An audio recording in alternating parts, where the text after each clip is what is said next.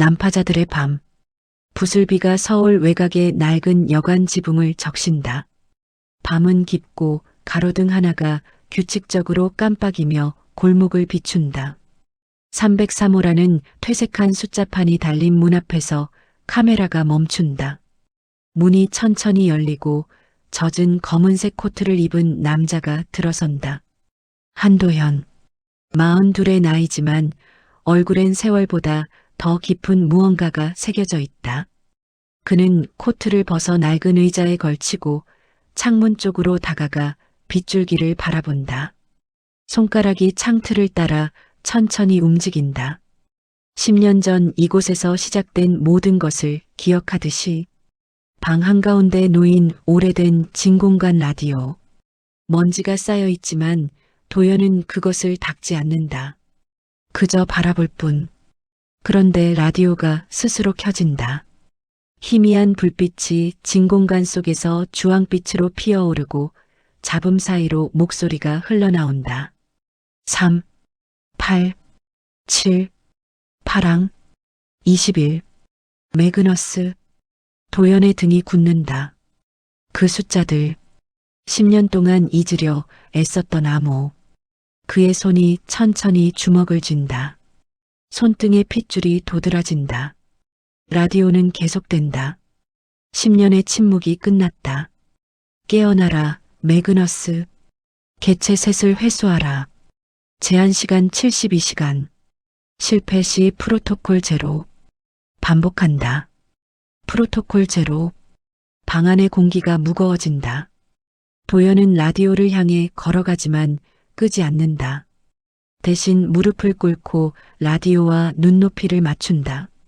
마치 오랜 적과 재회한 것처럼. 그의 눈동자에 10년 전의 기억들이 파편처럼 스쳐 지나간다. 창밖. 빗속에 검은 우산을 든 남자가 서 있다. 얼굴은 보이지 않는다. 그저 서 있을 뿐. 도연이 창문 쪽을 보자 남자는 천천히 고개를 든다. 가로등 불빛이 남자의 턱선을 비추는 순간 도연의 눈이 커진다. 하지만 다시 가로등이 꺼지고 남자는 사라진다. 환영이었을까? 실제였을까? 도연은 다시 라디오를 본다. 그리고 낮게, 아주 낮게 속삭인다. 다시 시작이군. 20해 전. 그곳은 이름 없는 산골이었다. 지도에도 나오지 않는 계곡 깊숙한 곳. 시멘트 건물 하나가 철조망에 둘러싸여 서 있다. 건물 위로 눈이 내린다. 하지만 아무도 그 아름다움을 느낄 여유가 없다. 훈련소 안. 20명의 아이들이 맨발로 눈 쌓인 운동장을 뛰고 있다. 그중 한 소년 12살의 한도연이 숨을 헐떡이며 달린다. 발바닥에서 피가 배어나와 눈 위에 붉은 발자국을 남긴다. 하지만 멈추면 안 된다. 멈추는 자는 밤새 밖에 서 있어야 한다. 도연의 앞에서 한 소년이 더 빠르게 달린다. 15살 한도철. 도연의 형? 도철은 뒤를 돌아보며 동생에게 눈짓한다. 따라와. 도연은 이를 악물고 속도를 높인다. 형의 등을 보며 달린다. 형만 따라가면 살아남을 수 있다고 믿으며. 훈련소 교관, 무표정한 얼굴의 중년 남자가 회초리를 들고 서 있다. 느린 놈은 오늘 저녁 없다. 그 말과 함께 회초리가 공중에서 휘둘러진다. 꼴찌로 들어온 한 소녀가 맞는다. 11살 정하윤. 그녀는 비명을 참으며 입술을 깨문다. 눈물이 볼을 타고 내려오지만 소리는 내지 않는다. 소리를 내면 더 맞는다는 것을 이미 배웠기 때문이다. 도연이 하윤을 본다. 그녀의 떨리는 어깨를. 그는 고개를 돌린다. 여기선 동정도 사치다. 밤, 냉골 같은 숙소. 아이들이 얇은 담요 하나씩을 덮고 누워있다. 난방은 없다. 입김이 하얗게 피어오른다. 도연이 자리에 누웠지만 잠들지 못한다. 발바닥이 너무 아프다. 그때 누군가 다가온다. 형 도철이다. 도철은 아무 말 없이 도연의 발을 보고 자신의 옷을 찢어 도연의 발을 감싸준다. 형, 내 옷. 괜찮아. 난 안 아파. 도철은 거짓말을 한다. 그의 발도 피로 얼룩져 있다. 하지만 동생 앞에선 강해야 한다. 그게 형의 의무라고 배웠다. 도연이 형의 손을 꼭 잡는다. 형, 우리 여기서 언제까지 있어야 해? 모르겠어. 하지만 형이 지켜줄게. 끝까지. 어둠 속에서 두 형제의 손이 맞잡혀 있다. 이듬해 훈련은 더 가혹해진다. 이제 아이들은 총을 든다. 실탄은 아니지만 무게는 진짜다. 사격 훈련. 표적이 세워진다. 표적엔 사람 형상이 그려져 있다. 교관이 외친다. 조준, 발사. 총성이 울린다. 도연의 손이 떨린다. 표적을 마치지 못한다. 한도연, 다시 쏜다. 빗나간다. 교관이 도연에게 다가와 뒤통수를 친다. 내 손이 떨리는 이유가 뭐냐? 죄송합니다. 죄송하다고? 전장에서 죄송하다고 하면 살려주나? 교관이 도연을 표적 앞에 세운다. 여기서 움직이지 마. 그리고 다른 아이에게 명령한다. 임태수, 쏴라. 9살의 작은 소년 임태수가 총을 든다. 그의 손은 떨리지 않는다. 태수는 이미 이곳에서 3년을 보냈다. 가장 어린 나이에 들어왔지만 가장 뛰어난 사격수다. 태수가 총을 겨눈다. 도연을 향해. 도연의 눈이 커진다. 하지만 움직일 수 없다. 움직이면 진짜 쏠 것이다. 태수의 눈과 도연의 눈이 마주친다. 1초, 2초, 3초. 총성. 총알이 도연의 귀 옆을 스쳐 지나가 표적 정중앙을 마친다. 도연이 주저앉는다. 다리에 힘이 풀렸다. 교관이 만족스럽게 웃는다. 이게 진짜 훈련이다. 죽음 앞에서 침착해라. 태수가 총을 내려놓고 도연을 본다. 미안하다는 표정. 하지만 말은 하지 않는다. 여기선 미안함도 약점이다. 또 다른 날. 격투 훈련. 아이들이 둘씩 짝을 지어 싸운다.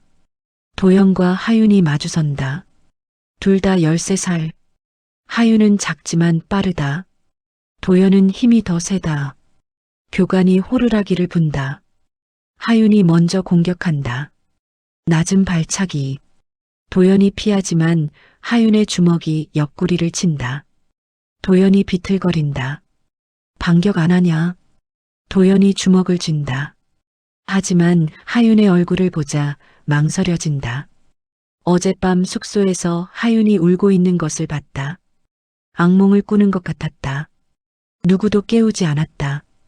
깨우면 약점이 드러나니까. 그 망설임이 패배다. 하윤이 도연의 다리를 걸어 넘어뜨린다. 도연이 바닥에 쓰러진다. 교관이 회초리로 도연을 때린다. 동정하면 죽는다. 다시. 도연이 일어난다. 이번엔 망설이지 않는다. 주먹을 뻗는다. 하윤이 피하지만 도연의 발차기가 하윤의 무릎을 친다. 하윤이 쓰러진다. 도연이 하윤 위에 올라탄다. 주먹을 올린다. 하지만 내리치지 못한다. 하윤이 도연의 눈을 본다. 눈물이 고여 있다. 하윤도 울고 있다. 교관이 소리친다. 끝내, 끝내라고. 도연의 주먹이 떨린다. 그리고 하윤의 옆 바닥을 친다. 교관이 도연을 끌어낸다. 그리고 밤새 밖에 세워둔다. 눈이 내린다. 도연이 떨며 서 있다. 창문 너머로 하윤이 도연을 본다. 미안하다는 얼굴. 하지만 창문을 열지 못한다. 5년이 흐른다. 아이들은 이제 청소년이 되었다. 도철은 20살, 도연은 17, 하윤은 16, 태수는 14. 훈련은 이제 암살, 잠입, 정보 수집으로 발전한다. 도철은 모든 훈련에서 1등이다. 그는 이제 교관들도 인정하는 완벽한 공작원이다. 감정이 없고 명령에 절대 복종하며 어떤 상황에서도 침착하다. 어느 날 도철에게 특별 임무가 주어진다. 배신자를 제거하라. 배신자는 훈련소를 탈출하려 한 22살 선배 공작원이다. 그는 철조망을 넘다 붙잡혔다. 도철이 그 선배 앞에 선다. 선배는 무릎을 꿇고 있다. 손이 묶여 있다. 선배가 도철을 본다. 제발, 난 그냥 집에 가고 싶었을 뿐이야. 도철의 얼굴에 아무 표정이 없다. 그는 권총을 든다. 선배가 울기 시작한다. 제발, 제발. 도철이 방아쇠를 당긴다. 총성. 선배가 쓰러진다. 도철이 총을 내려놓고 교관에게 격려한다. 임무 완수했습니다. 교관이 만족스럽게 고개를 끄덕인다. 완벽한 공작원이다. 뒤에서 이 장면을 지켜보던 도연의 얼굴이 창백해진다. 형이 사람을 죽였다.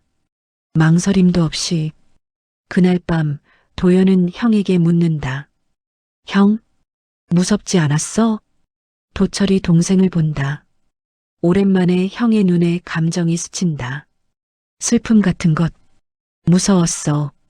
하지만 무섭다고 멈추면 다음은 내가 죽어. 우리 언젠가 여기서 나갈 수 있을까? 도철이 동생의 어깨를 잡는다. 나갈 거야. 반드시. 그리고 평범하게 살 거야. 너랑 나 둘이서. 도연도 성장한다. 그는 형만큼 뛰어나진 않지만 꾸준하다. 특히 잠입과 변장에 재능을 보인다. 그는 다른 사람이 되는 것에 능숙하다.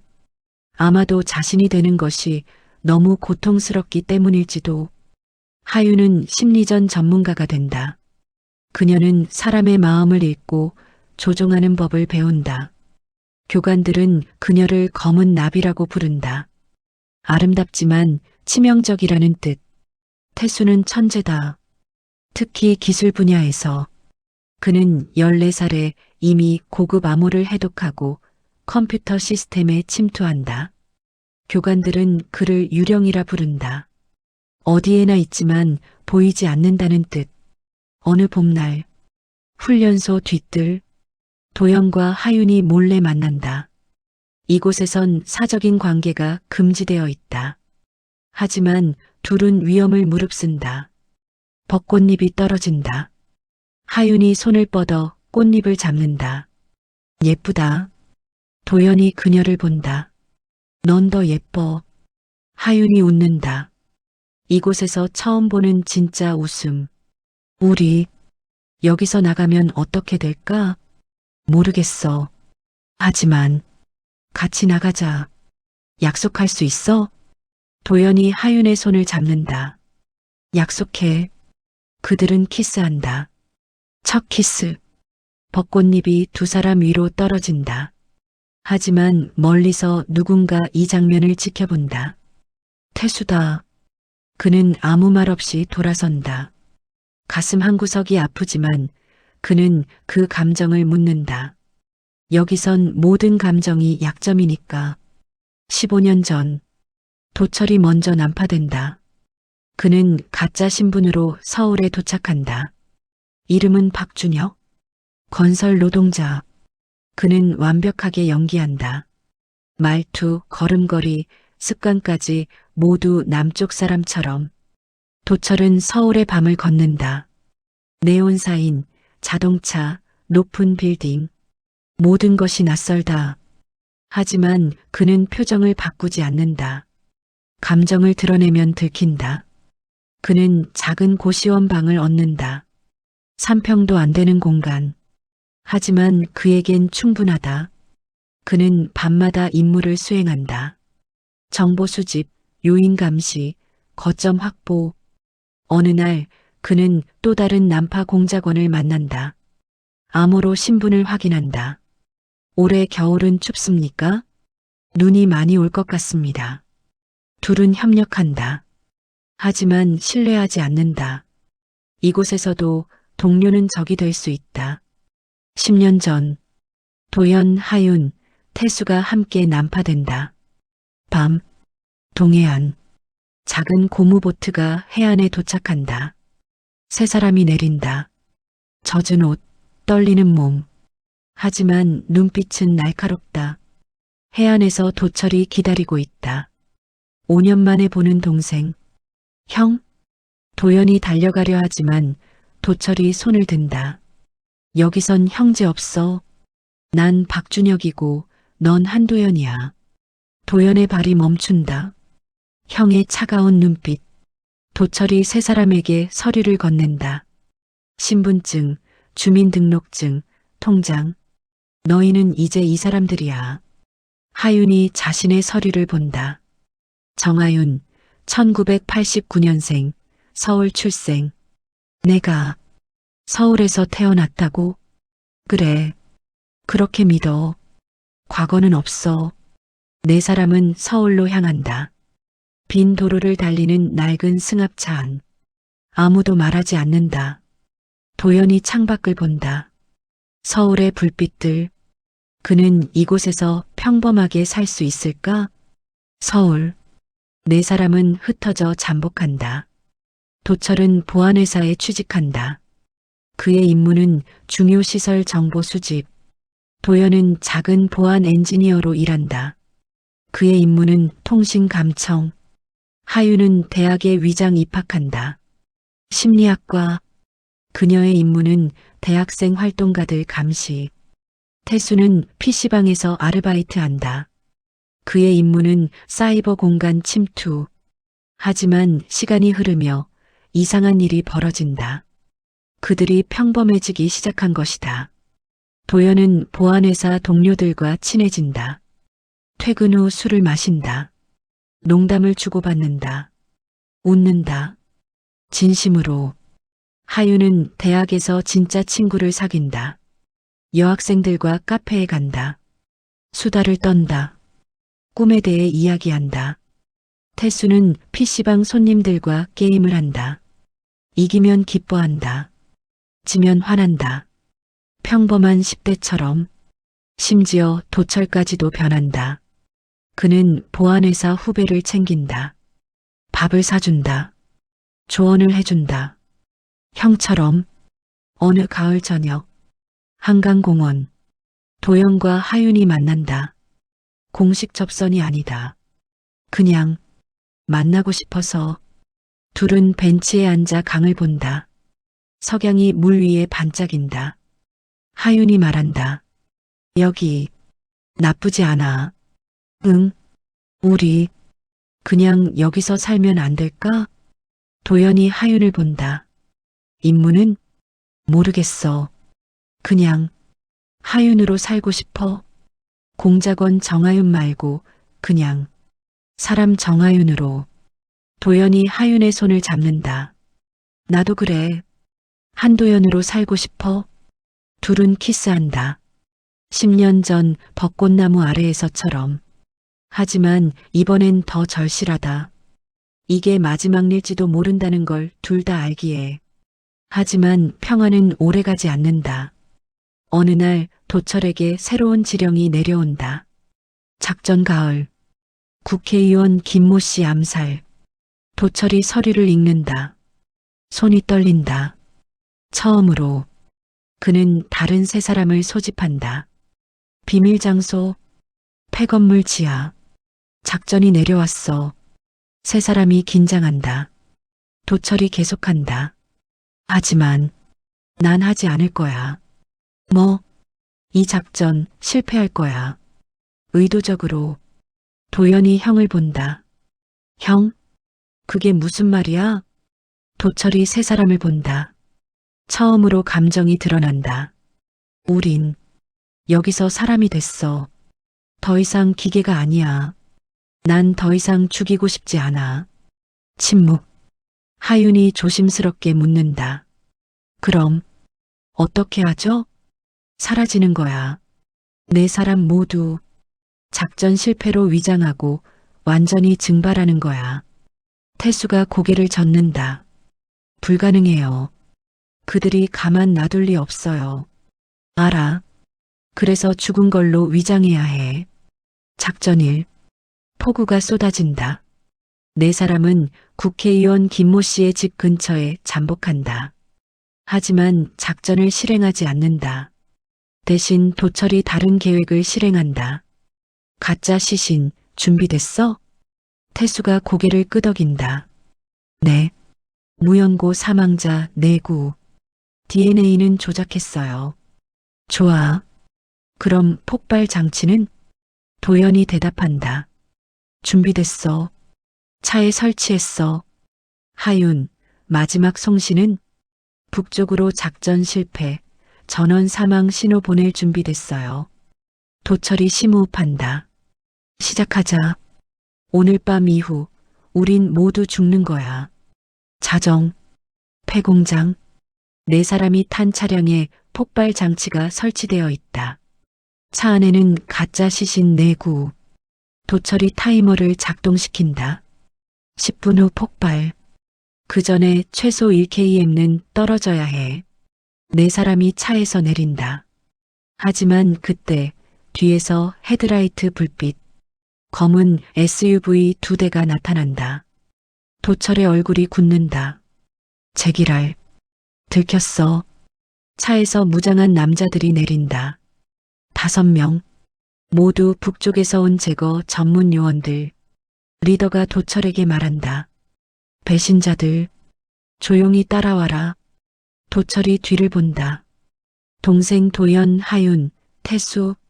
순간의 결정. 도철이 권총을 뽑아 리더를 쏜다. 총성이 울린다. 뛰어. 모두 뛰어. 혼란. 총격전. 폐공장이 총성으로 가득 찬다. 도연이 하윤의 손을 잡고 달린다. 태수가 뒤를 따른다. 도철은 혼자 남아 적들을 막는다. 도연, 살아남아. 도연이 뒤를 돌아보려 하지만 하윤이 그를 끈다. 가야 해. 가야 한다고. 눈물을 흘리며 도연이 달린다. 뒤에서 폭발음. 차량이 폭발한다.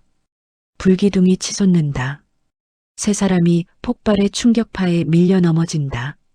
도연이 일어나 뒤를 본다. 불길 속에 형의 모습은 보이지 않는다. 형? 형? 하윤이 도연을 끌어안는다. 가야 해. 이미 늦었어. 태수가 노트북을 열며 떨리는 목소리로 말한다. 신호. 보냈어요. 전원 사망 확인됐대요. 도연이 무릎을 꿇는다. 비명도 지르지 못한 채 주먹으로 땅을 친다. 피가 배어나온다. 하윤이 그의 어깨를 감싼다. 그녀도 울고 있다. 살아야 해. 형이 우릴 살린 거야. 세 사람은 어둠 속으로 사라진다. 뒤에는 불타는 폐공장만 남는다. 그날 이후 세 사람은 완전히 흩어진다. 도연은 서울 외곽 작은 마을로 간다. 이름도 바꾸지 않는다. 그냥 한도연으로 산다. 평범한 보안 엔지니어. 아무도 그의 과거를 모른다. 그는 작은 원룸에 산다. 가구는 최소한 침대, 책상, 노트북. 벽에는 아무것도 걸려있지 않다. 사진도 그림도 마치 언제든 떠날 준비가 된 것처럼. 낮에는 회사에 출근한다. 동료들과 웃고 떠든다. 하지만 퇴근 후엔 혼자다. 저녁은 편의점 도시락. TV는 켜지 않는다. 그저 창밖을 본다. 밤하늘을, 별을, 가끔 악몽을 꾼다. 형이 불길 속에서 손을 뻗는 꿈. 도연이 그 손을 잡으려 하지만 닿지 않는다. 형이 멀어진다. 사라진다. 도연이 비명을 지르며 깬다. 온몸이 땀으로 젖어 있다. 그는 침대에 앉아 고개를 묻는다. 미안해. 형? 미안해. 하윤은 강남의 작은 심리상담센터를 연다. 마음의 쉼터. 그녀는 완벽하게 정하윤이 된다. 따뜻하고 공감 능력이 뛰어나고 사람들의 이야기를 잘 듣는 상담사. 내담자들은 그녀를 신뢰한다. 그녀 앞에서 울고 분노하고 치유받는다. 하지만 하윤 자신은 누구에게도 자신의 이야기를 하지 못한다. 밤마다 혼자 술을 마신다. 와인 한 병, 텅 빈 아파트에서 발코니에 서서 서울의 야경을 본다. 가끔 도연을 떠올린다. 10년 전 한강공원에서의 키스, 그의 따뜻한 손. 하지만 연락하지 않는다. 연락하면 위험하다. 서로를 위해 멀리 있어야 한다. 그녀의 책상 서랍 깊은 곳에 9mm 권총이 숨겨져 있다. 총알 15발. 안전장치는 항상 해제되어 있다. 언제든 쓸 수 있도록. 어느 날 밤 내담자 하나가 이별 후 고통을 호소한다. 어떻게 잊어요? 너무 사랑했는데. 하윤이 부드럽게 대답한다. 잊는 게 아니에요. 함께 살아가는 거죠. 그 기억과 내담자가 나간 후 하윤은 혼자 운다. 자신에게 해준 말이 거짓말처럼 느껴진다. 그녀는 잊지 못했다. 10년이 지났지만 태수는 가장 깊이 숨는다. 그는 이름을 3번 바꾼다. 신분증도 3개. 그는 서울 변두리 작은 PC방에서 일한다. 낮에는 손님들에게 라면을 끓여주고 밤에는 혼자 컴퓨터 앞에 앉는다. 그는 다크웹에 접속한다. 암호화된 네트워크. 그곳에서 그는 유령이라는 아이디로 활동한다. 정보 브로커, 해킹 전문가. 하지만 절대 얼굴을 드러내지 않는다. 그는 돈을 번다. 많이. 하지만 쓰지 않는다. 그저 계좌에 쌓아둔다. 언젠가 도망쳐야 할 때를 위해. 태수는 사람들을 피한다. PC방 손님들과도 대화하지 않는다. 배달 음식을 시켜 먹는다. 아파트 밖으로 나가지 않는다. 그의 세계는 모니터 화면 안에만 존재한다. 가끔 그는 도연과 하윤을 검색한다. 불법적으로 CCTV 해킹, 통신 기록 조회. 그들이 잘 살고 있는지 확인한다. 멀리서, 안전한 거리에서. 어느 날 그는 이상한 신호를 포착한다. 암호화된 통신, 북쪽 스타일의 암호 체계. 그의 심장이 빨리 뛴다. 설마, 아직도? 그는 신호를 추적한다. 하지만 중간에 끊긴다. 누군가 그의 추적을 알아차린 것이다. 태수는 노트북을 끈다. 온몸이 식은땀으로 젖는다. 아니야. 우린 죽었어. 죽은 사람들이야. 하지만 그의 내면 깊은 곳에서 목소리가 속삭인다. 정말로? 10년이 흐른다. 3사람은 각자의 삶을 산다. 평범하게, 조용히. 과거는 묻힌 것처럼 보인다. 하지만 과거는 결코 죽지 않는다. 현재 303호 여관.